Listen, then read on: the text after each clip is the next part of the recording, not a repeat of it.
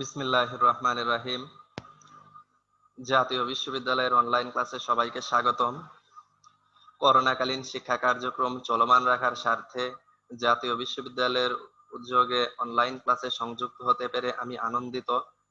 সবাইকে স্বাস্থ্যবিধি মেনে চলার আহ্বান জানাচ্ছি। আমি মোহাম্মদ আসাদুজ্জামান, প্রভাষক, রসায়ন বিভাগ, তেজগাঁও কলেজ, ঢাকা।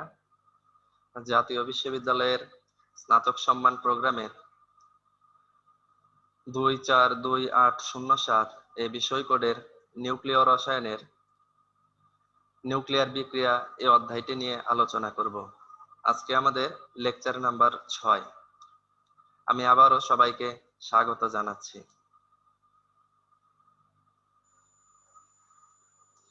আমাদের এই নিউক্লিয়ার বিক্রিয়া এই অধ্যায়ের আলোচ্য সূচি সমূহ হচ্ছে: নিউক্লিয়ার বিক্রিয়া, এর বৈশিষ্ট্য, তেজস্ক্রিয় বিক্রিয়ার শর্তসমূহ, নিউক্লিয়ার বিক্রিয়ার ধরন, টার্গেট বিক্রিয়ার প্রকারভেদ, নিউক্লিয় বিক্রিয়ার উৎপাদ প্রজেক্টাইলের উপর নির্ভরশীলতা, নিউক্লিয় বিক্রিয়ার সমীকরণ, নিউক্লিয় বিক্রিয়া ও রাসায়নিক বিক্রিয়ার মধ্যে পার্থক্য, নিউক্লিয়ার ফিশন, নিউক্লিয়ার ফিউশন বিক্রিয়ার মধ্যে পার্থক্য, নিউক্লিয়ার বিক্রিয়ার ভর শক্তি সংরক্ষণশীলতা নীতি, নিউক্লিয়ার বিক্রিয়ার কিউমান হিসাবকরণ, নিউক্লিয় বিক্রিয়ার সূচনা শক্তি সমীকরণ, নিউক্লিয় বিক্রিয়ার প্রত্যক্ষ মিথস্ক্রিয়া, নিউক্লিয় বিক্রিয়ার প্রস্থচ্ছেদ, নিউক্লিয়ার ফিশন বিক্রিয়া, নিউক্লিয়ার বিভাজন তত্ত্ব, বোর হুইলার তত্ত্ব,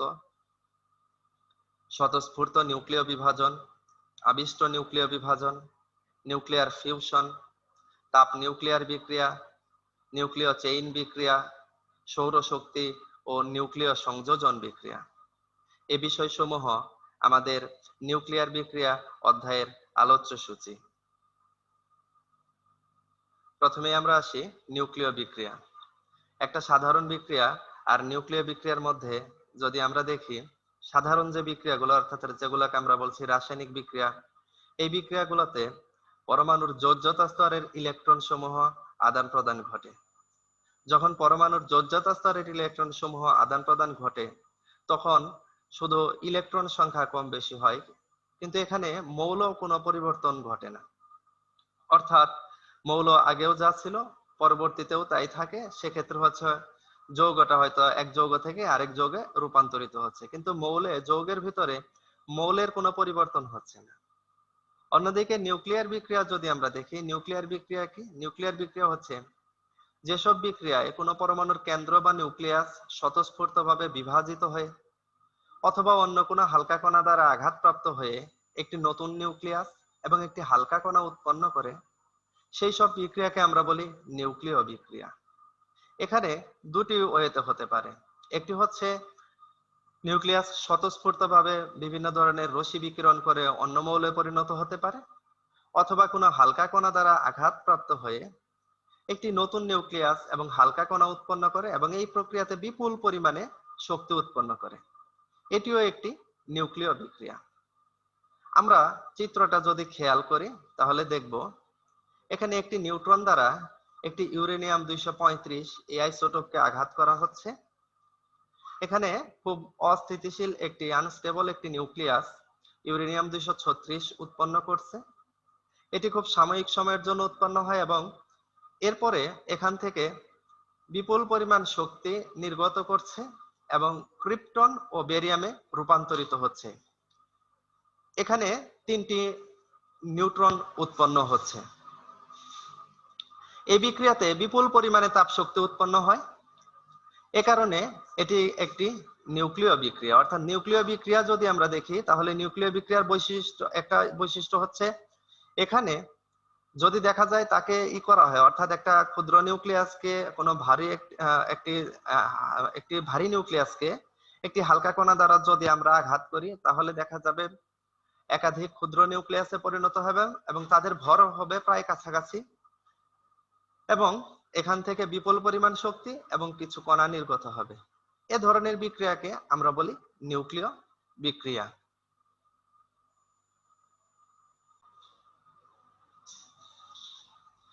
নিউক্লিয় বিক্রিয়ার বৈশিষ্ট্যগুলো যদি দেখি, অর্থাৎ এই যে আমরা যাদেরকে বলছি আমরা নিউক্লিয় বিক্রিয়ার বৈশিষ্ট্যগুলো যদি দেখি তাহলে দেখবো নিউক্লিয় বিক্রিয়ার কি কি বৈশিষ্ট্য। নিউক্লিয় বিক্রিয়ার প্রথম যে বৈশিষ্ট্য সেটা হচ্ছে নিউক্লিয় বিক্রিয়া একমুখী। এটা অর্থাৎ এখানে উৎপাদ যে নিউক্লিয়াসটাকে এটা পূর্বাবস্থায় ফিরিয়ে আনা যায় না। অন্যদিকে আমরা সাধারণ যে রাসায়নিক বিক্রিয়াগুলো দেখি, সাধারণ রাসায়নিক বিক্রিয়া একমুখীও হতে পারে, উভমুখীও হতে পারে। এটা হচ্ছে এই নিউক্লিয় বিক্রিয়ার একটা বৈশিষ্ট্য। আরেকটি বৈশিষ্ট্য হচ্ছে যে এই বিক্রিয়ায় নিউক্লিয়াসের পরিবর্তন ঘটে এবং নতুন মৌল সৃষ্টি করে, অর্থাৎ নতুন নিউক্লিয়াস উৎপন্ন করবে। আমরা দেখি যে এই যে ইউরেনিয়াম 235 কে আমরা একটা নিউট্রন দ্বারা আঘাত করলাম, আঘাত করার ফলে বেরিয়াম এবং ক্রিপ্টনে রূপান্তরিত হলো। এখানে দেখা যায় মৌল ছিল, পূর্বে ছিল হলো ইউরেনিয়াম, এটিকে যখন আঘাত করা হয়েছে এটি নতুন মৌল অর্থাৎ বেরিয়াম এবং ক্রিপ্টন দুটি নতুন মৌলে রূপান্তরিত হয়েছে। এখানে মৌল অর্থাৎ নতুন নিউক্লিয়াস উৎপন্ন করেছে। এটি একটি নিউক্লিয় বিক্রিয়ার বিশেষ বৈশিষ্ট্য। সাধারণ বিক্রিয়াতে কখনোই মৌল চেঞ্জ হয় না। মৌল পূর্বেও যেটা ছিল পরেও দেখা যায় যে সেটা থাকে। হয়তো দেখা যায় যে তাদের সংযুক্তি চেঞ্জ হয়, আগে যে পরমাণুর সাথে যুক্ত ছিল পরবর্তীতে অন্য পরমাণুর সাথে যুক্ত হতে পারে, কিন্তু এখানে মৌল চেঞ্জ হবে না। কিন্তু নিউক্লিয় বিক্রিয়ার একটা বৈশিষ্ট্য হচ্ছে যে নিউক্লিয় বিক্রিয়াতে এখানে নতুন নিউক্লিয়াস উৎপন্ন হবে। আর উৎপন্ন শক্তির পরিমাণ যদি আমরা দেখি তাহলে দেখবো হচ্ছে নিউক্লিয় বিক্রিয়াতে উৎপন্ন শক্তির পরিমাণ হচ্ছে 10⁸ কিলো ক্যালোরি পার মোল। অর্থাৎ এখানে যে পরিমাণ বিপুল পরিমাণ শক্তি উৎপন্ন হচ্ছে এই শক্তি রাসায়নিক বিক্রিয়া অপেক্ষা অনেক বেশি। রাসায়নিক বিক্রিয়াতে এত পরিমাণে শক্তি উৎপন্ন হয় না। তারপর হচ্ছে যে কোনো উচ্চ ক্ষমতা সম্পন্ন কণা দ্বারা একটা টার্গেট নিউক্লিয়াস হচ্ছে যে নিউক্লিয়াসটাকে আঘাত করা হবে তাকে আমরা বলি হচ্ছে টার্গেট নিউক্লিয়াস। একটা উচ্চ ক্ষমতা সম্পন্ন কণা দ্বারা একটি টার্গেট নিউক্লিয়াসকে আঘাত করা হয়ে এই বিক্রিয়া দেখা যায় ঘটানো যায়, এটা একটা স্পেশাল বৈশিষ্ট্য। তারপর হচ্ছে যে এই বিক্রিয়ায় পরমাণুর নিউক্লিয়াস হতে আলফা, বিটা এবং গামা রশ্মি নির্গত হয়। অর্থাৎ এই নিউক্লিয় বিক্রিয়াতে বিভিন্ন ধরনের রশ্মি নির্গমন ঘটে। সেই কি কি রশ্মি? আলফা রশ্মি, বিটা রশ্মি এবং গামা রশ্মি। আরেকটি হচ্ছে যে এটি একটি চেইন বিক্রিয়া এবং যদি নিয়ন্ত্রণ না করা যায় তাহলে বিপর্যয় অবধারিত। এটি আমাদের বিশেষভাবে মনে রাখতে হবে, কারণ নিউক্লিয়ার বিক্রিয়াগুলা একটা চেইন বিক্রিয়া। এবং এখানে যদি দেখা যায় যে একটা নিউক্লিয়ার বিক্রিয়া যখন শুরু হয় এভাবে চেইন রিঅ্যাকশন চলতে থাকে এবং প্রতিবার বিক্রিয়াতে বিপুল পরিমাণ শক্তি উৎপন্ন হওয়ায় এটাকে যদি নিয়ন্ত্রণ করা না যায় তাহলে এখানে বিপর্যয় অবধারিত। আর হচ্ছে হলো যে বিক্রিয়ক ও উৎপন্ন পদার্থের মোট চার্জ ও মোট ভর সংখ্যা সমান থাকে। অর্থাৎ বিক্রিয়কের ক্ষেত্রে যতটুকু ভর এবং মোট চার্জ যা থাকবে উৎপাদের ক্ষেত্রেও মোট ভর এবং মোট চার্জ সমান থাকে। তারপরে হচ্ছে যে তেজস্ক্রিয় মৌলের সাথে যদি সাধারণ মৌলের বিক্রিয়া ঘটানো হয় তাহলে উৎপন্ন যে যৌগ আছে ওই যৌগে মৌলের তেজস্ক্রিয়তার কোনো পরিবর্তন ঘটবে না। আমরা জানি রেডিয়াম একটা তেজস্ক্রিয় মৌল। এখন এটি যখন যৌগ গঠন করছে অর্থাৎ রেডিয়াম ক্লোরাইড যখন যৌগ গঠন করে তখন রেডিয়াম ক্লোরাইড যৌগেও এই রেডিয়ামের তেজস্ক্রিয়তাটা বিদ্যমান থাকে। এমন না যে রেডিয়ামের ভিতরে তার তেজস্ক্রিয়তা ছিল আর যখন যৌগ হয়ে গেছে রেডিয়াম ক্লোরাইড ওইখানে ওই রেডিয়ামটা আর তেজস্ক্রিয় নয়, ওই রেডিয়ামও তেজস্ক্রিয়। অর্থাৎ এটা একটা বৈশিষ্ট্য যে তেজস্ক্রিয়তা যে ধর্মটা আছে এটা দেখা যাবে যে তাদের এই সবসময়ের জন্য রয়ে যায়। নিউক্লিয় বিক্রিয়া যে কোনো ধরনের হোক না কেন এই বিক্রিয়াতে বিপুল পরিমাণে শক্তি বিমুক্ত করবে। এখানে দেখা যাবে যে বিমুক্ত শক্তির পরিমাণটা হবে অনেক বেশি। আর আরেকটি হচ্ছে যে উৎপন্ন যে পদার্থগুলো আছে উৎপন্ন পদার্থের সাথে নতুন কণার সৃষ্টি হয়। অর্থাৎ যখন যে পদার্থগুলো উৎপন্ন হবে তার সাথে সাথে নতুন কণার সৃষ্টি হচ্ছে। নিউক্লিয় বিক্রিয়ায় দেখা যায় যে নতুন মৌলের সৃষ্টি হয়। আরেকটি বিষয় হলো যে বাহ্যিক তাপমাত্রা, চাপ, আলো ইত্যাদি অনুঘটক নিউক্লিয় বিক্রিয়ার উপর কোনো প্রভাব বিস্তার করতে পারে না। একটা নিউক্লিয় বিক্রিয়া যদি চলতেছে এখানে আমরা বাইরে থেকে তাপমাত্রা বাড়াই বা কমাই কোনো প্রভাব নাই। এখানে চাপ বাড়ানো হলো কমানো হলো তারও কোনো প্রভাব নাই। এখানে যদি আমরা দেখা যায় যে এটাকে একেবারে অত্যন্ত উত্তপ্ত করে ফেলি, এটাকে যদি তরলীকৃত করা হয়, এটাকে যদি আবার শীতলীকৃত করা হয় তাহলেও দেখা যায় যে তার যে বৈশিষ্ট্য অর্থাৎ তার যে সমস্ত বৈশিষ্ট্য পূর্বেও ছিল পরেও দেখা যাবে ওই সমস্ত বৈশিষ্ট্যই থাকে। এখানে তার বৈশিষ্ট্য কোনো কিছু চেঞ্জ হয় না। এই সমস্ত বৈশিষ্ট্যগুলোই হচ্ছে নিউক্লিয় বিক্রিয়ার বৈশিষ্ট্য। এরপরে আমরা আসবো নিউক্লিয় বিক্রিয়ার প্রকারভেদ। এই যে নিউক্লিয় বিক্রিয়ার প্রকারভেদ অর্থাৎ নিউক্লিয় বিক্রিয়াগুলোকে এগুলাকে আমরা দুটি দৃষ্টিকোণ থেকে বিভক্ত করতে পারি। একটি হচ্ছে নিউক্লিয়াসের পরিবর্তন অনুসারে শ্রেণীবিভাগ, আর একটি হচ্ছে আঘাতকারী কণার প্রকৃতি অনুযায়ী শ্রেণীবিভাগ। নিউক্লিয়াসের পরিবর্তন অনুসারে যখন আমরা শ্রেণী বিভক্ত করি তাহলে নিউক্লিয় বিক্রিয়ার প্রকারভেদ হচ্ছে নিউক্লিয়ার ফিশন বা বিভাজন, নিউক্লিয়ার ফিউশন বা সংযোজন, ক্যাপচার বিক্রিয়া, কণা কণা বিক্রিয়া, স্ট্রিমিং ও পিকআপ বিক্রিয়া, ট্রান্সমুটেশন বিক্রিয়া, স্পেলেশন বিক্রিয়া, বিক্ষেপণ বিক্রিয়া। অন্যদিকে আঘাতকারী কণার প্রকৃতি অনুযায়ী এটা হচ্ছে আলফা কণা দ্বারা সংঘটিত বিক্রিয়া, নিউট্রন দ্বারা সংঘটিত বিক্রিয়া, প্রোটন দ্বারা সংঘটিত বিক্রিয়া, ডিউটেরন দ্বারা সংঘটিত বিক্রিয়া। এরপরে আছে ট্রিটিয়াম দ্বারা সংঘটিত বিক্রিয়া এবং ফোটন দ্বারা সংঘটিত বিক্রিয়া। অর্থাৎ এই যে আমাদের টার্গেট যে নিউক্লিয়াস আছে, টার্গেট নিউক্লিয়াসকে কে আঘাত করতেছে এই অনুযায়ী আমরা এদেরকে শ্রেণী বিভক্ত করি। যদি টার্গেট নিউক্লিয়াসকে আলফা কণা দ্বারা আঘাত করা হয় তাহলে এটাকে আমরা ওই বিক্রিয়াটাকে বলবো আলফা কণা দ্বারা সংঘটিত বিক্রিয়া। যদি টার্গেট নিউক্লিয়াসকে নিউট্রন দ্বারা আঘাত করা হয় তাহলে এটাকে আমরা বলবো নিউট্রন দ্বারা সংঘটিত বিক্রিয়া। যদি টার্গেট নিউক্লিয়াসকে প্রোটন দ্বারা আঘাত করা হয় তাহলে বলা হবে প্রোটন দ্বারা সংঘটিত বিক্রিয়া। এইভাবে যদি ডিউটেরন, ট্রিটিয়াম এবং ফোটন দ্বারা আঘাত করা হয় তাহলে তাদেরকে বলা হবে যথাক্রমে ডিউটেরিয়াম দ্বারা সংঘটিত, ট্রিটিয়াম দ্বারা সংঘটিত এবং ফোটন দ্বারা সংঘটিত বিক্রিয়া। এই হচ্ছে আমাদের নিউক্লিয় বিক্রিয়ার প্রকারভেদ। তাহলে আমরা এই নিউক্লিয় বিক্রিয়ার যে প্রকারভেদগুলো দেখলাম এদের প্রত্যেকটার একটু বিস্তারিততে যাব। প্রথমে আমরা আসি নিউক্লিয়াসের পরিবর্তন অনুসারে যে শ্রেণী বিভক্ত করেছিলাম নিউক্লিয়ার ফিশন। একটি ইউরেনিয়াম নিউক্লিয়াস, ইউরেনিয়াম 235, এই নিউক্লিয়াসটাকে একটি নিউট্রন দ্বারা আঘাত করা হয়েছে। আমরা বিক্রিয়াটি দেখি। এখানে বেরিয়াম, ক্রিপ্টন এবং নিউট্রন এবং বিপুল পরিমাণে শক্তি উৎপন্ন হচ্ছে। এই যে বিক্রিয়াটা এখানে দেখা গেছে একটি ইউরেনিয়াম আইসোটোপকে একটি নিউট্রন দ্বারা আঘাত করার পরে বেরিয়ামে পরিণত হয়েছে ক্রিপ্টন এবং 3টি নিউট্রন এবং বিপুল পরিমাণে তাপ শক্তি উৎপন্ন হয়। এটি নিউক্লিয়ার ফিশন বিক্রিয়া। তাহলে নিউক্লিয়ার ফিশন বিক্রিয়া কাকে বলবো? নিউক্লিয়ার ফিশন বিক্রিয়া হচ্ছে যে নিউক্লিয় বিক্রিয়াতে একটি ভারী নিউক্লিয়াসকে একটি ক্ষুদ্র কণা দ্বারা আঘাত করলে প্রায় সমশক্তি সম্পন্ন একাধিক ক্ষুদ্র নিউক্লিয়াস এবং বিপুল পরিমাণে তাপ শক্তি, সেই সাথে দেখা যায় যে বিভিন্ন কণা নির্গত হয়, সেই বিক্রিয়াকে বলা হয় নিউক্লিয়ার ফিশন বিক্রিয়া। এই যে নিউক্লিয়ার ফিশন বিক্রিয়া বলছি আমরা, এই নিউক্লিয়ার ফিশন বিক্রিয়া একটা অত্যন্ত গুরুত্বপূর্ণ বিক্রিয়া এবং এই বিক্রিয়াটা কিন্তু এই যে পারমাণবিক চুল্লিতে যে প্রক্রিয়াতে বিদ্যুৎ উৎপাদন করা হয় এটি হচ্ছে নিউক্লিয়ার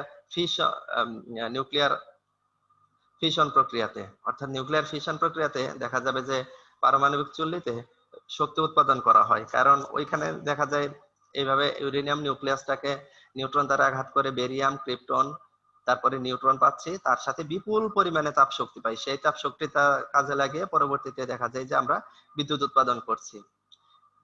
এজন্য ফিশন বিক্রিয়া অত্যন্ত গুরুত্বপূর্ণ এবং ফিশন বিক্রিয়াতে সাধারণ যে রাসায়নিক বিক্রিয়াগুলো আছে তাদের তুলনায় কয়েক গুণ পরিমাণে শক্তি উৎপন্ন হয়। এরপরে আমরা আসি ফিউশন। ফিউশন মানে হচ্ছে সংযোজন। অর্থাৎ দুটি ক্ষুদ্র নিউক্লিয়াসকে যদি দেখা যায় যে দুটি ক্ষুদ্র নিউক্লিয়াস একত্রিত হয়ে একটি তুলনামূলকভাবে ভারী নিউক্লিয়াস এবং বিপুল পরিমাণে তাপ শক্তি নির্গত করে, অথবা দেখা যায় যে দুটি ক্ষুদ্র নিউক্লিয়াস একত্রিত হয়ে তুলনামূলকভাবে একটি ভারী নিউক্লিয়াস এবং দেখা যায় যে বিভিন্ন কণা উৎপন্ন করে, তার সাথে বিপুল পরিমাণে যদি তাপ শক্তি উৎপন্ন হয় তাহলে সেই বিক্রিয়াটাকে আমরা বলি নিউক্লিয়ার ফিউশন বিক্রিয়া। নিউক্লিয়ার ফিউশন বিক্রিয়াতে যে তাপ শক্তি উৎপন্ন হয় বা যে পরিমাণে শক্তি উৎপন্ন হয় এটা নিউক্লিয়ার ফিশন বিক্রিয়ার কয়েক গুণ। অর্থাৎ ফিউশন বিক্রিয়াতে হিউজ পরিমাণে তাপ শক্তি উৎপন্ন হয়। যেমন সূর্যে যে বিক্রিয়াটা ঘটে সেটা হচ্ছে নিউক্লিয়ার ফিউশন। নিউক্লিয়ার ফিউশন বিক্রিয়া ঘটার কারণে সূর্যে এত বিপুল তাপ শক্তি উৎপন্ন হচ্ছে যার দ্বারা এই বিশ্ব জগতে দেখা যায় যে আলোকিত হচ্ছে। সূর্যে বিপুল পরিমাণে দেখা যায় যে হাইড্রোজেন গ্যাস রয়েছে, এই হাইড্রোজেন গুলা পরস্পর দেখা যায় যে একত্রিত হয়ে তুলনামূলকভাবে একটি ভারী নিউক্লিয়াস এবং বিপুল পরিমাণে তাপ শক্তি উৎপন্ন করে। এই যে নিউক্লিয়ার ফিউশন বিক্রিয়া আমরা দেখছি এখানে, যদি আমরা চিত্রে খেয়াল করি তাহলে দেখবো যে দুটি ডিউটেরিয়াম আইসোটোপ একত্রিত হয়ে একটি হিলিয়াম নিউক্লিয়াস, নিউট্রন এবং 3.27 মেগা ইলেকট্রন ভোল্ট শক্তি উৎপন্ন করছে। আবার দুটি ডিউটেরিয়াম নিউক্লিয়াস একত্রিত হয়ে একটি ট্রিটিয়াম নিউক্লিয়াস, একটি প্রোটিয়াম এবং 4.023 মেগা ইলেকট্রন ভোল্ট শক্তি উৎপন্ন করেছে। কিংবা 3 নম্বরে যদি দেখি একটি ডিউটেরিয়াম এবং একটি ট্রিটিয়াম নিউক্লিয়াস একত্রিত হয়ে দুটি ই নিউক্লিয়াস উৎপন্ন করেছে, অর্থাৎ একটি হিলিয়াম নিউক্লিয়াস এবং একটি নিউট্রন এবং 17.59 মেগা ইলেকট্রন ভোল্ট শক্তি উৎপন্ন করেছে। সর্বশেষ যে বিক্রিয়াটি আছে 4 নম্বর বিক্রিয়া, সেটি হচ্ছে যে একটি ডিউটেরিয়াম একটি হিলিয়াম নিউক্লিয়াস একত্রিত হয়ে একটি হিলিয়াম নিউক্লিয়াস, তারপরে একটি হাইড্রোজেন এবং 18.3 মেগা ইলেকট্রন ভোল্ট শক্তি উৎপন্ন করেছে। এই যে বিক্রিয়াগুলা, এই বিক্রিয়াগুলা হচ্ছে নিউক্লিয়ার ফিউশন বিক্রিয়ার অন্তর্ভুক্ত। এখানে কি দেখা যাচ্ছে, প্রত্যেকটা বিক্রিয়ায় আমরা দেখলাম যে দুটা ক্ষুদ্র ক্ষুদ্র নিউক্লিয়াস ছিল, তারা একত্রিত হয়ে তুলনামূলকভাবে একটি ভারী নিউক্লিয়াস এবং বিপুল পরিমাণে তাপ শক্তি উৎপন্ন করছে। এই কারণে এই বিক্রিয়াকে আমরা বলি নিউক্লিয়ার ফিউশন।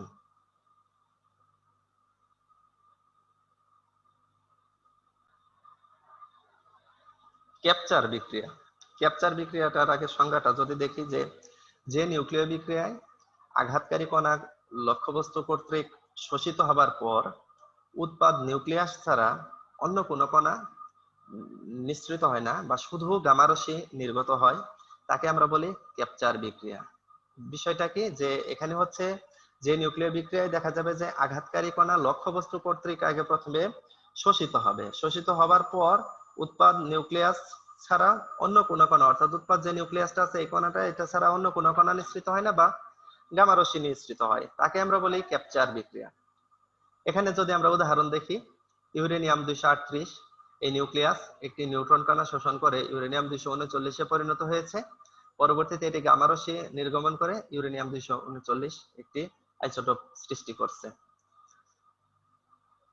ইউরেনিয়াম 235 একটি নিউট্রন কণা দ্বারা আঘাত করা হয়েছে। দেখা গেছে যে ইউরেনিয়াম 236 আইসোটোপটি উৎপন্ন করেছে। পরবর্তীতে এটি গামা রশ্মি নির্গত করে ইউরেনিয়াম 236 আইসোটোপে পরিণত হয়েছে। একইভাবে দেখা যাবে যে পরবর্তী যেগুলো আছে, অর্থাৎ আমরা দেখি যে এইভাবে নিউট্রন কণা দ্বারা অর্থাৎ জ্যানন কণা কর্তৃক এই নিউট্রনটা ক্যাপচার হয়ে গেছে, পরবর্তীতে এসে দেখা গেছে এটা জ্যাননের নিউক্লিয়াসে পরিণত হয়ে গেছে। এই যে বিক্রিয়াগুলা, এগুলা প্রত্যেকটাই ক্যাপচার বিক্রিয়ার উদাহরণ। স্প্যালেশন বিক্রিয়া। স্প্যালেশন বিক্রিয়া হচ্ছে যে মধ্যম পারমাণবিক ভর বিশিষ্ট মৌলের নিউক্লিয়াসকে দ্রুত গতি সম্পন্ন কণা দ্বারা আঘাত করার ফলে তা বহু খণ্ডে বিভক্ত হয়, এটি স্প্যালেশন বিক্রিয়া নামে পরিচিত। এখানে দেখা যায় যে স্প্যালেশন বিক্রিয়া যখন সংঘটিত হয়, এটা নিউক্লিয়ার ফিশন বিক্রিয়ার সাথে একটু পার্থক্য আছে। ফিশন বিক্রিয়াতে আমরা হচ্ছে তুলনামূলকভাবে একটি ভারী নিউক্লিয়াসকে একটা ক্ষুদ্র কণা দ্বারা আঘাত করি এবং প্রায় কাছাকাছি শক্তি সম্পন্ন দুটি ক্ষুদ্র নিউক্লিয়াসে পরিণত হবে এবং এখানে বিপুল পরিমাণে তাপ শক্তি উৎপন্ন হবে।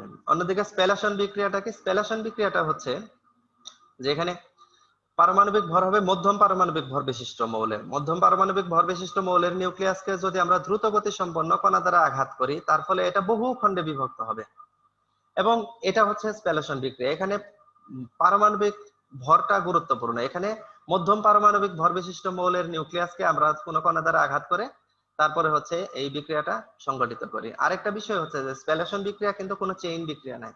ফিশন বিক্রিয়া যেরকম চেইন বিক্রিয়া, এটা দেখা যায় যে ক্রমাগত চলতেই থাকে, কিন্তু স্প্যালেশন বিক্রিয়া এরকম চেইন বিক্রিয়া নয়। এরপর হচ্ছে ট্রান্সমুটেশন বিক্রিয়া। ট্রান্সমুটেশন বিক্রিয়া কি? ট্রান্সমুটেশন হচ্ছে বিক্রিয়ায় উৎপাদ নিউক্লিয়াস ও টার্গেট নিউক্লিয়াসের ভর সংখ্যা 3 বা 4 এককের বেশি পার্থক্য থাকে না। অর্থাৎ এটা একটা, এই যে ট্রান্সমুটেশন বিক্রিয়া উৎপাদ নিউক্লিয়াস ও টার্গেট নিউক্লিয়াসের ভর সংখ্যা 3 ও 4 এককের বেশি থাকে না। এই বিক্রিয়ায় প্রজেক্টাইলের শক্তি খুব বেশি হয় না, ঊর্ধ্বপক্ষে 50 মেগা ইলেকট্রন ভোল্ট। ট্রান্সমুটেশন বিক্রিয়ার মধ্যে আছে যেমন স্বাভাবিক ট্রান্সমুটেশন বিক্রিয়া, তারপরে আছে হলো কৃত্রিম ট্রান্সমুটেশন বিক্রিয়া। স্বাভাবিক ট্রান্সমুটেশন বিক্রিয়া আবার আছে হলো আলফা কণা ঘটিত ট্রান্সমুটেশন, বিটা কণা ঘটিত ট্রান্সমুটেশন, গামা কণা ঘটিত ট্রান্সমুটেশন, এরকম ভাবে আমরা বিভক্ত করেছি। এই যে এখানে চিত্রে দেখতেছি আমরা একটি নাইট্রোজেনের 14 আইসোটোপ রয়েছে, তাকে আমরা আলফা কণা দ্বারা দেখা যায় যে সেটি আলফা কণা দ্বারা সাথে বিক্রিয়া করে পরবর্তীতে এসে দেখা যায় যে অক্সিজেন 17 আইসোটোপ এবং হাইড্রোজেন বা প্রোটিয়ামে পরিণত হয়ে গেছে। এই যে বিক্রিয়াটা, এটা একটা ট্রান্সমুটেশন বিক্রিয়া, বা এখানে অক্সিজেন 17 তে পরিণত হয়েছে আর একটি প্রোটনে পরিণত হয়েছে। এই যে বিক্রিয়াটা, এটা একটা ট্রান্সমুটেশন বিক্রিয়া। বিক্ষেপণ বিক্রিয়া। বিক্ষেপণ বিক্রিয়া হচ্ছে যে এই ধরনের বিক্রিয়ায় প্রজেক্টাইল ও পলাতক নির্গত কণা একই, ফলে টার্গেট ও উৎপাদ একই নিউক্লিয়াস। এটা খেয়াল করবো। আবার বলছি যে বিষয়টা কি, যে এই ধরনের বিক্রিয়ায় প্রজেক্টাইল ও পলাতক যে নির্গত কণা দুইটা একই হবে এবং টার্গেট ও উৎপাদ একই নিউক্লিয়াস। যেমন আমরা দেখি এখানে নাইট্রোজেন 14 আইসোটোপ রয়েছে, তার সাথে হিলিয়াম, অর্থাৎ এটাকে যদি আমরা আলফা কণা ধরি, আলফা কণার সাথে বিক্রিয়া করে প্রথমে দেখা যায় যে ফ্লোরিন 18 এ পরিণত হয়েছে, এরপর এটি আবার আলফা কণা নির্গমন করে আবার নাইট্রোজেনে, অর্থাৎ নাইট্রোজেন 14 এ পরিণত হয়ে গেছে। একইভাবে অক্সিজেন 16 আইসোটোপটি ডিউটেরিয়ামের সাথে বিক্রিয়ায় প্রথমে ফ্লোরিন 18 এ পরিণত হয়েছে, এরপর আবার এটি ডিউটেরিয়াম কণা নির্গমন করে তারপর আবার অক্সিজেন 16 এ পরিণত হয়েছে। এখানে দেখো এই বিক্রিয়ার ক্ষেত্রে এই যে প্রজেক্টাইল যেটা আছে, প্রজেক্টাইল অর্থাৎ এই বিক্রিয়ার ক্ষেত্রে হচ্ছে হলো আমাদের হলো যেটা বলা হয়েছে যে প্রজেক্টাইল যেটা আছে, প্রজেক্টাইল এবং নির্গত কণা দুইজনে হচ্ছে সেম, এবং ফলে যে টার্গেট নিউক্লিয়াস যেটা আছে, টার্গেট নিউক্লিয়াস এবং উৎপাদ দুইটা সেম হয়েছে। অর্থাৎ আমাদের এটা খেয়াল করব যে এখানে বিক্ষেপণ বিক্রিয়ার ক্ষেত্রে প্রজেক্টাইল এবং পলাতক কণা একই হবে, আর টার্গেট এবং উৎপাদ নিউক্লিয়াসও, অর্থাৎ টার্গেট এবং উৎপাদ এই দুইটা যেমন সেম হবে, আবার প্রজেক্টাইল এবং পলাতক কণা এই দুটা সেম হবে। এরপর হচ্ছে স্ট্রিপিং ও পিকআপ বিক্রিয়া। স্ট্রিপিং ও পিকআপ বিক্রিয়া কি, যে ট্রান্সমুটেশনের অনুরূপ, তবে তাদের যৌগ প্রক্রিয়া ভিন্ন। যৌগ গঠনের মাধ্যমে ট্রান্সমুটেশন বিক্রিয়া সংঘটিত হয়, অপরদিকে প্রত্যক্ষ মিথস্ক্রিয়ার মাধ্যমে স্ট্রিপিং ও পিকআপ বিক্রিয়া সংঘটিত হয়। যখন লক্ষ্যবস্তু প্রজেক্টাইল হতে দুই একটি নিউক্লিয়াস গ্রহণ করে তখন তাকে স্ট্রিপিং বিক্রিয়া বলে। অন্যদিকে যদি প্রজেক্টাইল কণা লক্ষ্যবস্তু হতে দুই একটি কণা নিয়ে যায় তখন তাকে প্রজেক্টাইল বিক্রিয়া বলে। আবার বলতেছি, যদি লক্ষ্যবস্তু প্রজেক্টাইল হতে, অর্থাৎ প্রজেক্টাইল যেটা হচ্ছে যে আক্রমণকারী যেটা থাকবে, এই প্রজেক্টাইল হতে দুই একটি নিউক্লিয়াস গ্রহণ করে তখন তাকে স্ট্রিপিং বিক্রিয়া বলে। অন্যদিকে যদি প্রজেক্টাইল কণা লক্ষ্যবস্তু হতে দুই একটি কণা নিয়ে যায় তখন তাকে আমরা বলবো হচ্ছে প্রজেক্টাইল বিক্রিয়া। অর্থাৎ এক্ষেত্রে প্রজেক্টাইল কণায় যে লক্ষ্যবস্তু আছে সেখান থেকে একটা দুইটা কণা নিয়ে চলে যাবে, এটাই হচ্ছে হলো প্রজেক্টাইল বিক্রিয়া। তাহলে আশা করি প্রজেক্টাইল এবং স্ট্রিপিং বিক্রিয়াটা বোঝা গেছে। স্ট্রিপিং বিক্রিয়াটা আবার বলছি যে স্ট্রিপিং বিক্রিয়াতে যেটা থাকবে আমাদের প্রজেক্টাইল হতে দেখা যাবে যে যখন প্রজেক্টাইল হতে যেটা টার্গেট নিউক্লিয়াস আছে, টার্গেট নিউক্লিয়াসে প্রজেক্টাইল হতে একটা দুইটা গ্রহণ করবে, অর্থাৎ দুই একটি নিউক্লিয়াস গ্রহণ করবে। অন্যদিকে যদি প্রজেক্টাইল কণা লক্ষ্যবস্তু হতে যদি দুই একটি কণা নিয়ে যায় তখন সেটাকে আমরা বলি প্রজেক্টাইল বিক্রিয়া। আঘাতকারী কণার প্রকৃতি অনুযায়ী আমরা যদি, অর্থাৎ আঘাতকারী কণার প্রকৃতি অনুযায়ী আমরা বিক্রিয়াগুলোকে ভাগ করেছি হলো আলফা কণা দ্বারা সংঘটিত বিক্রিয়া, বিটা কণা দ্বারা সংঘটিত বিক্রিয়া, তারপর আলফা কণা দ্বারা সংঘটিত বিক্রিয়া, প্রোটন দ্বারা সংঘটিত বিক্রিয়া, ডিউটেরন দ্বারা সংঘটিত বিক্রিয়া, এরকম বিভিন্ন ভাবে বিভক্ত করেছি। প্রথমে আমরা আসি আলফা কণা দ্বারা সংঘটিত বিক্রিয়া। আলফা কণা দ্বারা সংঘটিত বিক্রিয়া কি? আলফা কণা দ্বারা সংঘটিত বিক্রিয়া হচ্ছে যে এই ধরনের বিক্রিয়াতে এই টার্গেট নিউক্লিয়াসকে আলফা কণা দ্বারা আঘাত করা হয়, অর্থাৎ আমার টার্গেট যে নিউক্লিয়াস আছে, টার্গেট নিউক্লিয়াসকে আলফা কণা দ্বারা আঘাত করলে সেক্ষেত্রে হচ্ছে একাধিক পাওয়া যেতে পারে, অর্থাৎ একাধিক উৎপাদ পাওয়া যেতে পারে। যেমন এখানে এই নাইট্রোজেন 14 আইসোটোপটাকে আলফা কণা দ্বারা আঘাত করা হয়েছে, যার ফলে অক্সিজেন 17 আইসোটোপটি এবং একটি হাইড্রোজেন বা প্রোটনে পরিণত হয়ে গেছে।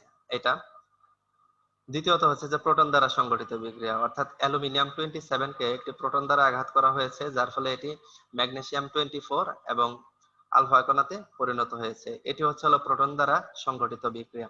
ডিউটেরন দ্বারা সংগঠিত বিক্রিয়া হচ্ছে যে দুটি ডিউটেরন কণা পরস্পরের সাথে যুক্ত হয়ে একটি দেখা যায় যে হিলিয়াম নিউক্লিয়াস এবং নিউট্রনে পরিণত হয়েছে, এটি হচ্ছে ডিউটেরন দ্বারা সংগঠিত বিক্রিয়া।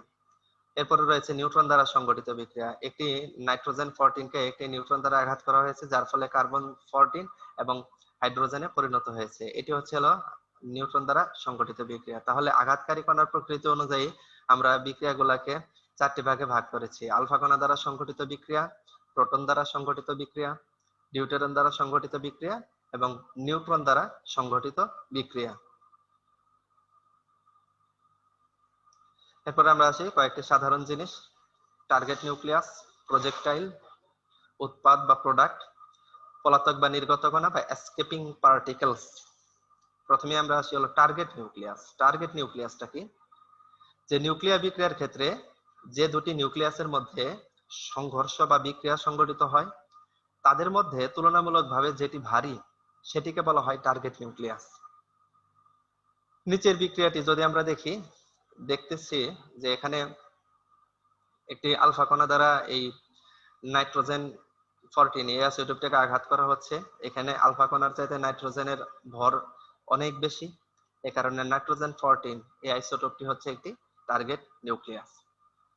প্রজেক্টাইল। প্রজেক্টাইল হচ্ছে যে নিউক্লিয়াসটি তুলনামূলকভাবে হালকা, অর্থাৎ নিউক্লিয় বিক্রিয়ার ক্ষেত্রে যে দুটি নিউক্লিয়াসের মধ্যে সংগঠিত হবে তাদের মধ্যে, অর্থাৎ যে দুটি নিউক্লিয়াসের মধ্যে বিক্রিয়া সংগঠিত হবে তাদের মধ্যে যেটি তুলনামূলকভাবে হালকা সেটিকে আমরা নাম দিয়েছি হলো প্রজেক্টাইল। যেমন আলফা কণা এবং নাইট্রোজেন 14 এই দুজন যখন বিক্রিয়া সংগঠিত করতেছে তখন দেখা গেছে যে এই আলফা কণার ভর হচ্ছে অনেক কম, তাহলে এই যে আলফা কণা যেটা এটিকে আমরা বলবো হচ্ছে প্রজেক্টাইল। উৎপাদ, এরপরে কি উৎপাদ হচ্ছে বা প্রোডাক্ট কি? নিউক্লিয় বিক্রিয়ার ক্ষেত্রে যে সকল নিউক্লিয়াস বা কণা উৎপন্ন হয় তাদের মধ্যে যেটি ভারী তাকে উৎপাদ বলবো। এখানে আমরা দেখতেছি যে এই যে নাইট্রোজেন 14 আইসোটোপটিকে আলফা কণা দ্বারা যখন আঘাত করলাম তখন দুটি দেখা যায় যে দুটি বস্তু দেখা যায় যে বা দুটি নিউক্লিয়াস বা দুটি কণা নির্গত হয়েছে। এখানে হচ্ছে অক্সিজেন 17 আর একটি হচ্ছে হাইড্রোজেন 1। এই দুইজনের ভিতরে এই অক্সিজেন 17 যেটা তার ভর হচ্ছে অনেক বেশি। যেহেতু অক্সিজেন 17 এর ভর অনেক বেশি এ কারণে অক্সিজেন 17টাকে আমরা বলবো হচ্ছে উৎপাদ। আর পলাতক বা নির্গত কণা বা এসকেপিং পার্টিকেলস কোনটা? যে উৎপাদ যেগুলো হবে উৎপাদের ভিতরে যেটি হচ্ছে তুলনামূলকভাবে হালকা সেটিকে আমরা নাম দিয়েছি হলো এসকেপিং পার্টিকেলস বা পলাতক বা নির্গত কণা। যেমন এখানে দুটি দেখা যায় যে পলাতক বা নির্গত কণা উৎপন্ন হয়েছে, একটি হচ্ছে একটি হচ্ছে প্রোটন আর একটি হচ্ছে অক্সিজেন 17। তাদের মধ্যে দেখা যায় যে প্রোটনের ভর অনেক কম, এই কারণে এটি হচ্ছে এসকেপিং পার্টিকেলস।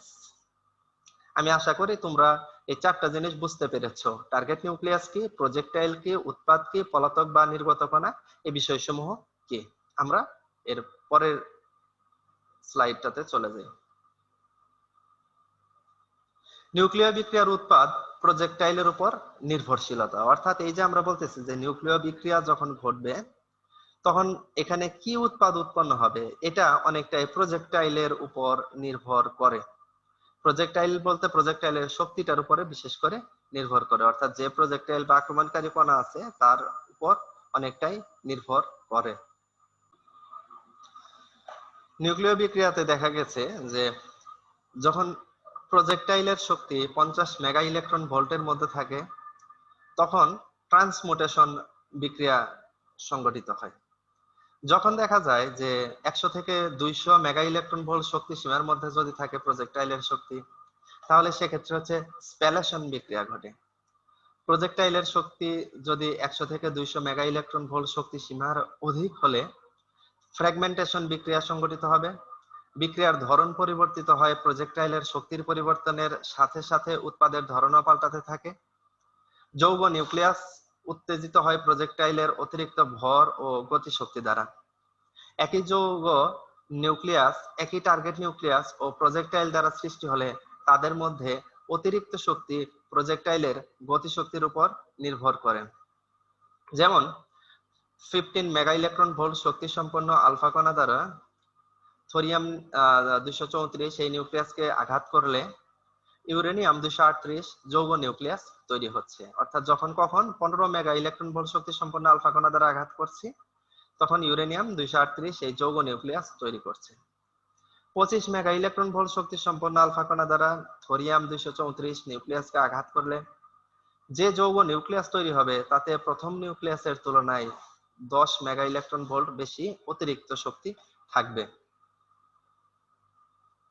থোরিয়াম নিউক্লিয়াসটাকে যদি 40 মেগা ইলেকট্রন ভোল্ট শক্তি সম্পন্ন আলফা কণা দ্বারা আঘাত করা হয় তাহলে যে যৌগ নিউক্লিয়াস তৈরি হয় তাতে প্রথম নিউক্লিয়াস হতে 25 মেগা ইলেকট্রন ভোল্ট বেশি অতিরিক্ত শক্তি থাকে। এই অতিরিক্ত শক্তির কারণেই যৌগ নিউক্লিয়াস হতে নিউক্লিয়ন বিশেষ করে নিউট্রন নির্গত হয়। প্রত্যেকটি নিউট্রন যৌগ নিউক্লিয়াস হতে দেখা গেছে যে 10 থেকে 25 মেগা ইলেকট্রন ভোল্ট শক্তির প্রয়োজন হয়। অতএব প্রথম যৌগিক নিউক্লিয়াস হতে একটি নিউট্রন, দ্বিতীয় যৌগ নিউক্লিয়াস হতে দুটি নিউট্রন, তৃতীয় যৌগ নিউক্লিয়াস হতে 4টি নিউট্রন সৃষ্টি হবে এবং যথাক্রমে ইউরেনিয়াম 235, ইউরেনিয়াম 234 এবং ইউরেনিয়াম 232 উৎপাদ সৃষ্টি হবে।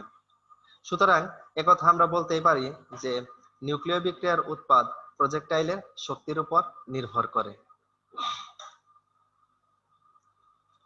নিউক্লিয় বিক্রিয়ার যথার্থ প্রজেক্টাইল হিসেবে নিউট্রন। নিউক্লিয় বিক্রিয়ায় প্রোটন, নিউট্রন, ডিউটেরন ইত্যাদি প্রজেক্টাইল রূপে ব্যবহৃত হয় এবং এদের মধ্যে নিউট্রন এদের মধ্যে সবচাইতে উত্তম প্রজেক্টাইল। এর কারণটা কি? কারণ হচ্ছে নিউট্রন হচ্ছে তড়িৎ নিরপেক্ষ, তাই এটি ধনাত্মক আধান বিশিষ্ট টার্গেট নিউক্লিয়াস দ্বারা বিকর্ষিত হয় না। আমি যদি একটা প্রোটনকে যদি দেখা যায় যে টার্গেট নিউক্লিয়াস রূপে ব্যবহার করি, তাহলে এটা যখন ওই প্রজেক্টাইল রূপে ব্যবহার করি, তাহলে এই প্রোটনটা যখন এই টার্গেট নিউক্লিয়াসকে আঘাত করতে যাবে, তখন টার্গেট নিউক্লিয়াসের প্রোটনগুলা এই প্রোটনকে বিকর্ষণ করবে, কারণ সমধর্মী চার্জ পরস্পরকে বিকর্ষণ করে।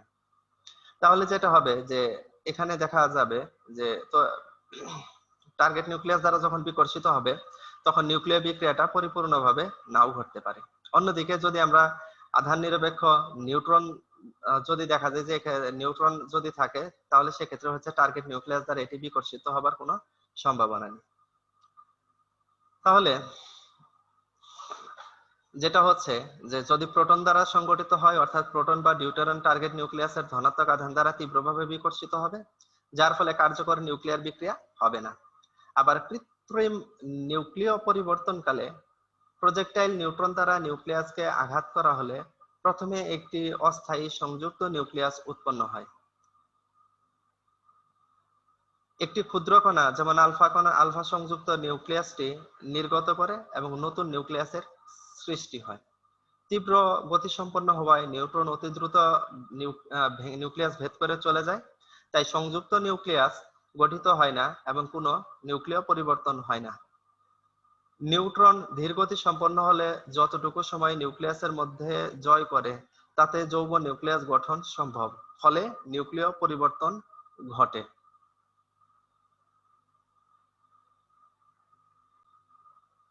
আমরা যদি এই নিউক্লিয় বিক্রিয়ার প্রজেক্টাইল হিসেবে নিউট্রন এর একটা চিত্র যদি দেখি, তাহলে বিষয়টা আরো ভালোভাবে বুঝতে পারবো। এখানে দেখতেছি আমরা নিউট্রন দ্বারা এই যখন ইউরেনিয়াম কণাটাকে আঘাত করা হয়েছে, তখন দেখা যায় খুব অল্প সময়ের জন্য ইউরেনিয়াম 237 সে পরিণত হয়েছে পরক্ষণে এটি বেরিয়াম এবং ক্রিপ্টন এতে পরিণত হয়েছে। এটি ক্রিপ্টন, আরটা মিস্টেক হয়ে গেছে, বেরিয়াম এবং ক্রিপ্টনে পরিণত হয়ে গেছে। তাহলে এই যে বিক্রিয়াটি ইউরেনিয়াম 236 কে নিউট্রন কণা দ্বারা আঘাত করার ফলে সংঘটিত হয়েছে। এবং এখানে দেখতেছি, এখানে দেখা যায় যে এই যে নিউট্রন কণাটা আধান নিরপেক্ষ হওয়ায় এখানে যখন ইউরেনিয়াম নিউক্লিয়াসটাকে মানে টার্গেট নিউক্লিয়াস যেটা, এটাকে যখন প্রজেক্টাইল হিসেবে নিউট্রন আঘাত করতে আসে, তখন এই প্রজেক্টাইল কণা অর্থাৎ নিউট্রন কণা এই টার্গেট নিউক্লিয়াসের কোনো কণা কর্তৃক আর বিকর্ষিত হয় না, যার ফলে এখানে নিউট্রন দ্বারা বিক্রিয়াটি সংঘটিত হয়। এরপরে আমরা আসবো নিউক্লিয় বিক্রিয়া ও রাসায়নিক বিক্রিয়ার মধ্যে পার্থক্য। তারপরে আরেকটি পার্থক্য দেখব যে নিউক্লিয়ার ফিশন এবং ফিউশন বিক্রিয়ার মধ্যে পার্থক্য। প্রথমে আমরা দেখব যে নিউক্লিয় বিক্রিয়া ও রাসায়নিক বিক্রিয়ার মধ্যে কি কি পার্থক্য আছে। নিউক্লিয় বিক্রিয়া কাকে বলেছিলাম? নিউক্লিয় বিক্রিয়া বলছিলাম যে কোনো পরমাণুর নিউক্লিয়াস স্বতঃস্ফূর্তভাবে বিভিন্ন রশ্মি বিকিরণ করে অন্য মৌলের নিউক্লিয়াসে যদি পরিণত হয়, অথবা অন্য কোনো একটা উচ্চ গতি সম্পন্ন কোনো একটা কণা দ্বারা এই টার্গেট নিউক্লিয়াসকে আঘাত করে যদি দেখা যায় কোনো বিক্রিয়া সংঘটিত করা হয়, তাহলে সেটিকে আমরা নাম দিয়েছি নিউক্লিয় বিক্রিয়া। অন্যদিকে রাসায়নিক বিক্রিয়া কি? রাসায়নিক বিক্রিয়া হচ্ছে যে এক বা একাধিক পদার্থ পারমাণবিক বিক্রিয়া করে দেখা যায় যে একটা যদি যৌগ গঠন করে, সেই বিক্রিয়াকে আমরা বলবো রাসায়নিক বিক্রিয়া। অর্থাৎ একাধিক মৌল পরস্পর সাথে বিক্রিয়া করে যদি কোনো একটা নতুন যৌগ সৃষ্টি করে, তাহলে সেটিকে আমরা বলবো রাসায়নিক বিক্রিয়া। নিউক্লিয় বিক্রিয়াতে যদি আমরা দেখি যে নিউক্লিয় বিক্রিয়াতে যদি বাহ্যিক তাপ, চাপ, আলো এগুলা কোনো প্রভাব বিস্তার করতে পারে না, অর্থাৎ এদের কোনো প্রভাব নাই। অন্যদিকে রাসায়নিক যে বিক্রিয়াগুলো আছে, রাসায়নিক বিক্রিয়ার মধ্যে দেখা যায় যে তাপ, চাপ, আলো যদি এগুলা যদি দেখা যায় যে চেঞ্জ করা হয়, তাহলে বিক্রিয়ার দেখা যাবে যে প্রকৃতিও চেঞ্জ হয়ে যাবে। অর্থাৎ রাসায়নিক বিক্রিয়ার উপর তাপমাত্রা, চাপ, ঘনমাত্রা এদের প্রভাব রয়েছে। নিউক্লিয় বিক্রিয়াতে বিপুল পরিমাণে তাপ শক্তি উৎপন্ন হয়, এটা একটা নিউক্লিয় বিক্রিয়ার বিশেষ বৈশিষ্ট্য। নিউক্লিয় বিক্রিয়াকে এই জন্য শক্তি চুল্লিতে এই এই বিক্রিয়া ব্যবহার করা হয়। অন্যদিকে রাসায়নিক বিক্রিয়া যেটা আছে, রাসায়নিক বিক্রিয়াতে উৎপন্ন শক্তির পরিমাণ খুবই কম। অর্থাৎ নিউক্লিয় বিক্রিয়ার সাথে যদি কম্পেয়ার করি, তাহলে দেখবো রাসায়নিক বিক্রিয়াতে উৎপন্ন শক্তির পরিমাণ অত্যন্ত নগণ্যই বলা চলে। নিউক্লিয় বিক্রিয়া হচ্ছে একমুখী, অর্থাৎ নিউক্লিয় বিক্রিয়াতে উৎপাদকে আর বিক্রিয়াকে রূপান্তরিত করা যায় না। অন্যদিকে রাসায়নিক বিক্রিয়া একমুখী, উভমুখী দুটোই হতে পারে। অর্থাৎ একমুখী রাসায়নিক বিক্রিয়া একমুখীও রয়েছে, উভমুখীও রয়েছে। নিউক্লিয় বিক্রিয়াতে যদি দেখা যায় যে আমাদের যেটা বলছিলাম যে নিউক্লিয় বিক্রিয়াতে নতুন মৌল সৃষ্টি হইতে পারে, এখানে নিউক্লিয়াসের পরিবর্তন হয়ে যায়, এ কারণে নতুন মৌল সৃষ্টি হতে পারে। অন্যদিকে যে রাসায়নিক বিক্রিয়া আছে, এখানে দেখা যায় যে নতুন যৌগ সৃষ্টি হতে পারে, কিন্তু নতুন কোনো মৌল সৃষ্টি হবে না, কারণ মৌলগুলা যেমন ছিল তেমনি থাকবে। এই হচ্ছে হলো সামগ্রিকভাবে আমরা যদি দেখি যে নিউক্লিয় বিক্রিয়া এবং রাসায়নিক বিক্রিয়ার মধ্যে পার্থক্য। এরপরের যে এটা আছে সেটা হচ্ছে নিউক্লিয়ার ফিশন এবং ফিউশন বিক্রিয়ার মধ্যে পার্থক্য, অর্থাৎ কোনটা ফিশন বিক্রিয়া, কোনটা ফিউশন বিক্রিয়া। নিউক্লিয়ার ফিশন হচ্ছে যে একটি তুলনামূলকভাবে ভারী নিউক্লিয়াসকে কোন ক্ষুদ্র কণা দ্বারা আঘাত করে একাধিক ক্ষুদ্র নিউক্লিয়াস এবং বিপুল পরিমাণে যদি তাপ শক্তি উৎপন্ন করা হয়, তাহলে সেই বিক্রিয়াকে আমরা বলি নিউক্লিয়ার ফিশন। আর নিউক্লিয়ার ফিউশন হচ্ছে যে দুটি তুলনামূলকভাবে ক্ষুদ্র নিউক্লিয়াস একত্রিত হয়ে যদি একটা বিরাট নিউক্লিয়াসে পরিণত হয়, একটা বড় আকারের নিউক্লিয়াসে পরিণত হয় এবং বিপুল পরিমাণে তাপ শক্তি নির্গত করে, তাহলে সেই বিক্রিয়াকে আমরা বলি হচ্ছে নিউক্লিয়ার ফিউশন। এই যে ফিশন প্রক্রিয়া যেটা বলছিলাম, ফিশন প্রক্রিয়াটা কোথায় সংগঠিত করা হয়? সাধারণত হচ্ছে হলো যে পারমাণবিক চুল্লিতে নিউক্লিয়ার ফিশন বিক্রিয়া সংগঠিত হয়, আর সূর্যে নিউক্লিয়ার ফিউশন বিক্রিয়া সংগঠিত হয়। নিউক্লিয়ার ফিশন বিক্রিয়া যেটা, এটাকে নিয়ন্ত্রণ করা যায়, অন্যদিকে নিউক্লিয়ার ফিউশন বিক্রিয়া যেটা, এটাকে নিয়ন্ত্রণ করা যায় না। নিউক্লিয়ার ফিশন বিক্রিয়াতে যে পরিমাণে তাপ শক্তি উৎপন্ন হয়, আর নিউক্লিয়ার ফিউশন প্রক্রিয়াতে নিউক্লিয়ার ফিউশন দুটিতেই তাপ শক্তি উৎপন্ন হয়, তবে ফিশনের চাইতে নিউক্লিয়ার ফিউশন বিক্রিয়াতে কয়েক গুণ পরিমাণে তাপ শক্তি উৎপন্ন হয়। তারপরে হচ্ছে নিউক্লিয়ার যে ইটা আছে, অর্থাৎ ফিশন যেটা বিভাজন বিক্রিয়া আছে, এই বিক্রিয়াতে প্রচুর নিউক্লিয় বর্জ্য অবশেষ থাকে, আর নিউক্লিয়ার ফিউশন বিক্রিয়াতে এরকম কোন নিউক্লিয়ার বর্জ্য অবশেষ থাকে না। এটা কিন্তু ফিশন এবং ফিউশনের মধ্যে একটা বড় পার্থক্য। তারপরে হচ্ছে যে বিভাজন যে প্রক্রিয়াটা বলছে, অর্থাৎ ফিশন প্রক্রিয়া, এই প্রক্রিয়াতে দেখা যায় যে পরমাণু বোমা তৈরি করা যায়, আর ফিউশন প্রক্রিয়ার মাধ্যমে হাইড্রোজেন বোমা তৈরি করা যায়। এই হচ্ছে সামগ্রিকভাবে নিউক্লিয়ার ফিশন এবং নিউক্লিয়ার ফিউশন বিক্রিয়ার মধ্যে পার্থক্য। এরপরে আমরা আসবো নিউক্লিয়ার বিক্রিয়ার ভর শক্তি সংরক্ষণশীলতা নীতি। নিউক্লিয় বিক্রিয়ার ভর শক্তি সংরক্ষণশীলতা নীতি হচ্ছে যে ভর সংখ্যার সংরক্ষণ। নিউক্লিয় বিক্রিয়ায় বিক্রিয়ক সমূহের মোট সংখ্যা ও উৎপাদন সমূহের মোট ভর সংখ্যা সমান বা স্থির হয়।